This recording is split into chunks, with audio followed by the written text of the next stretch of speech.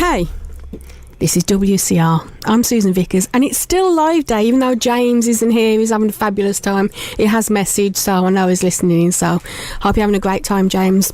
We're managing, don't worry. I haven't switched us off air or anything yet. But, like I said, it's still live day, and we still have a fabulous singer-songwriter from just around the corner by the name of Chris Westwood. How are you? Hello, how are you? I'm excellent. Oh, thank you. Fantastic. Thank you for joining us. Not a problem. I like to come out in the sunshine now. Do you? I think you brought it with you. He's the tallest man I've ever seen in the studio. He's like 9'5" or something like that. He's nearly touching the lights. But no, thank you for joining us. Thanks for having us. Just a little bit about you. You were in a band for 10 years called Dirty Little Lies, and now you're going solo. Yeah, I mean, Dirty Little Lies, it was... I had the most fantastic time. It was a big part of my life. It was the first time that I'd ever put any sort of music out to anyone and showed anyone my music, really. Okay. But going solo, I'd always had 2 or 3 songs where there was never quite right for the band, for the sound we was going for. And I'd got in the studio with Gavin Monaghan at Magic Garden, and fabulous producer. Absolutely amazing. He's an unsung hero in the music. He does not get enough credibility for the bands that he's recorded is ridiculous and very humble. Yeah, and it's nice. He invited me into the studio. He'd heard a little version of the song I'd put up on Facebook, and he invited me down. He said, I've got some wicked ideas for this song. We had violins in it, all sorts, and it sounded absolutely amazing. The sound we captured that day, I'd put that on paper and say that's what my sound is. Okay. So you're now solo. Mm-hmm. And it was by default, was it? Didn't you upload a drunken song to social media? Yeah, there's a few too many milkshakes one night. And, I'd put this little... I'd been working on the keyboard. I'm no Ray Charles, but I'd managed to work out a few chords and put them together and come up with the song Love and War. It took from there. I had so much interest, like, in the space of 2 or 3 hours, people messaging me saying, it's a really good song, get in the studio, get it recorded. So I did just that. And so is that a different audience to Dirty Little Lies? Yeah. We'd just come out of school, so if you can imagine, we was fresh out of school. We had loads of friends. Over time, the friends dwindle off, and you end up playing to a man and his dog. But the man and his dog has brought you here today. Exactly, yeah. I mean, the last two years as a solo artist, it's been incredible. I've played some absolutely amazing gig and made some really good memories.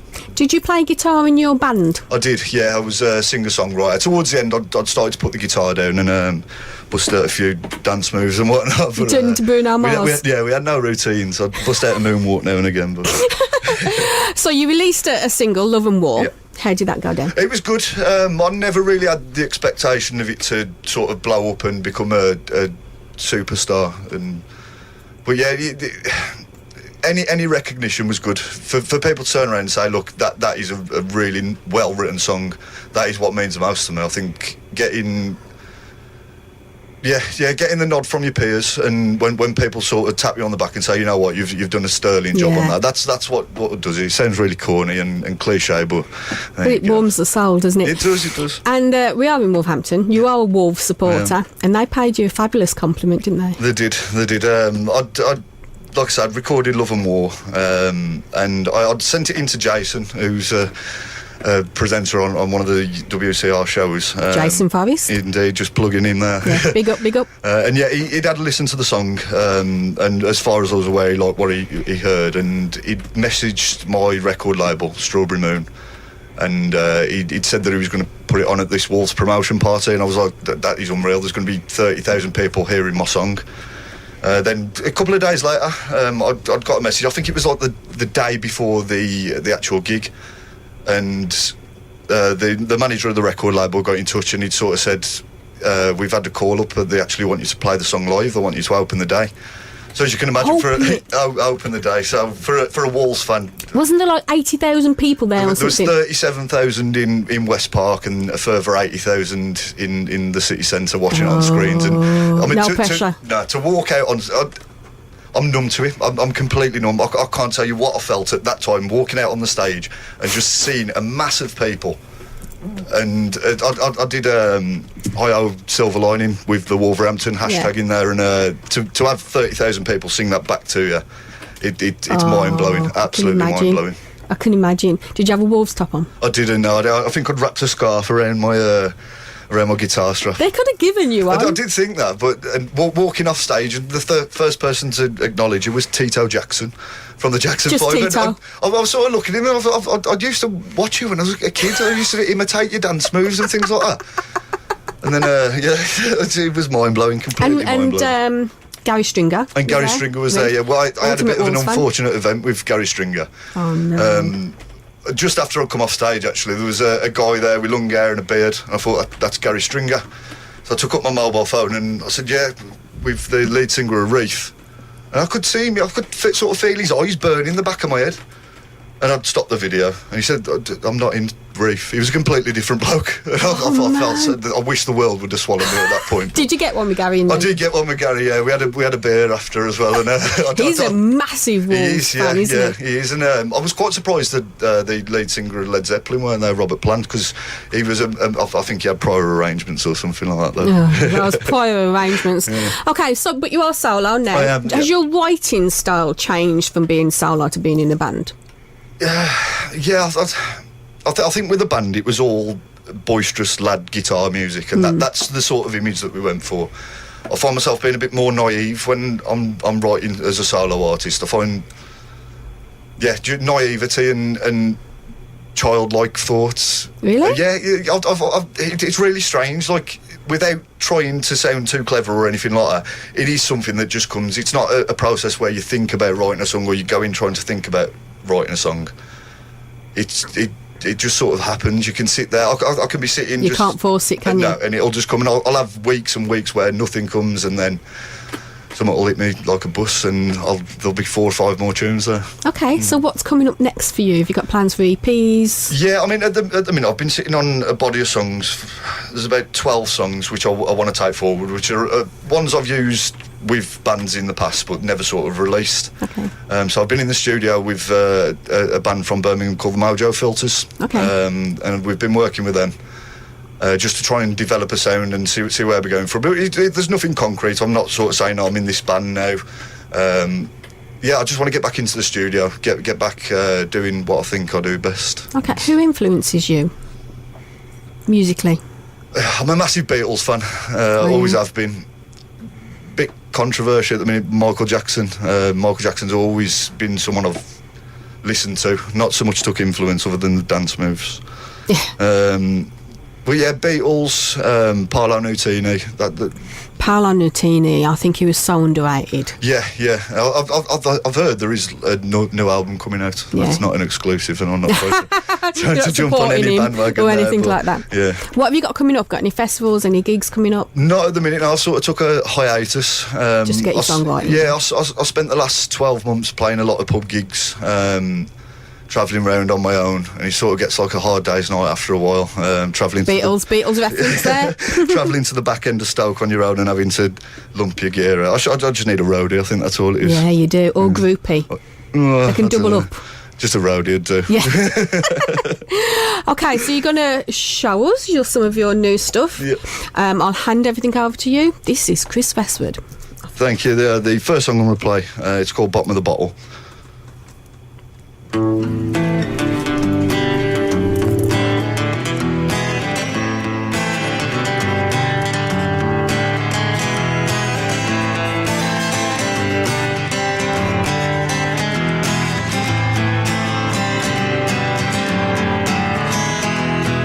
Sitting quiet at the bottom of the bottle, music so loud it's drowning out your sorrow.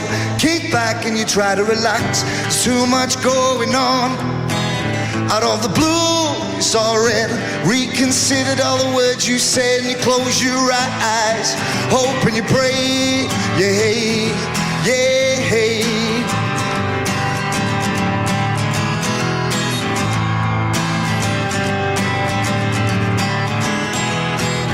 Watch the clock as the time goes by. Feels hypnotic going out of your mind, and your eyes glow. Your mind blows. You feel it in your veins, and we'll all go where the wind blows and it echoes and tornadoes. But it settles tomorrow, but you can't wait that long. I'm falling over.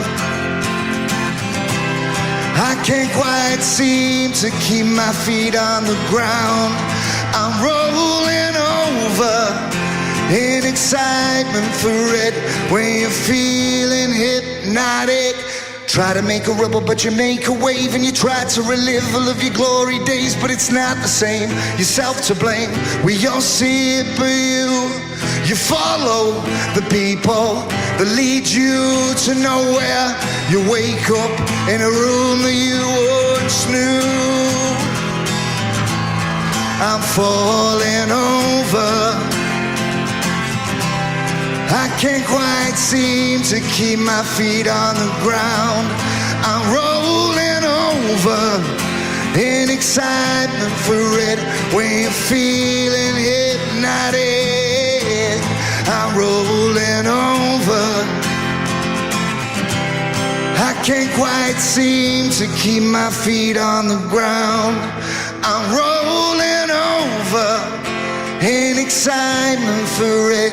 When you're feeling hypnotic.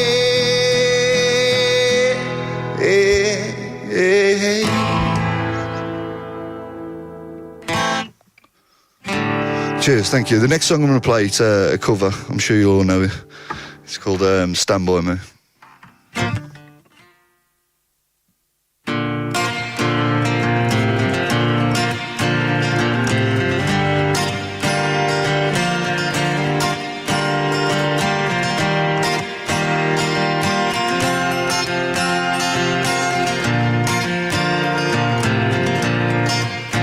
When the night has come and the land is dark and the moon is the only light we see, no, I won't be afraid. No, I won't be afraid. Just as long as you stand by me. So darling, darling, stand by me. Whoa, stand by me. Oh, stand by me. Stand by me. When the sky that we look upon should tumble and fall, or the mountains will crumble to the sea, I won't cry, I won't cry, no, I won't shed a tear, just as long as you stand by me. So darling, darling, stand by me. Whoa, stand by me. Oh, stand by me. Stand by me whenever you're in trouble. You stand by me. Stand by me, oh stand by me.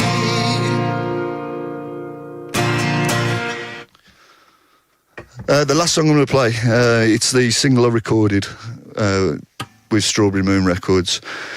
This one's called Love and War.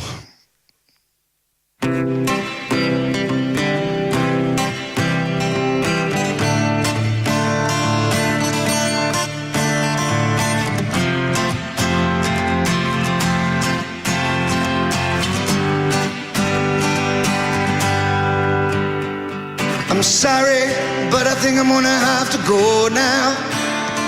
Gonna pack my bags, gonna get back on my way. Don't cry, oh, for me now, 'cause a teardrop in the ocean ain't what we need. We'd sing to songs that never made much sense. We'd dance around the garden and we'd sit on a fence. We wouldn't argue and we wouldn't fight, just fools in love tonight. Don't get me wrong, I'm still amazed by you. How can I be strong when I'm living without you? When all is well in love and war, it's you that I adore. Na na na na na, na na na na na, na na na na na, na na na na na, na na na na na, na na na na na. From one day to the next, my heart grew fonder. I suppose you're not the one to blame. With a fire still burning, my mind began to wonder, can we fight the fire and tame the flame? We'd sit and talk about the good old days. You give me your affection, then you take it away. We just can't help it if the feeling's right. Just fools in love tonight. Don't get me wrong, I'm still amazed by you. How can I be strong when I'm living without you? When all is well in love and war, it's you that I adore. Na na na na na, na na na na na, na na na na na, na na na na na, na na na na na, na na na na na. Don't get me wrong, I'm still amazed by you.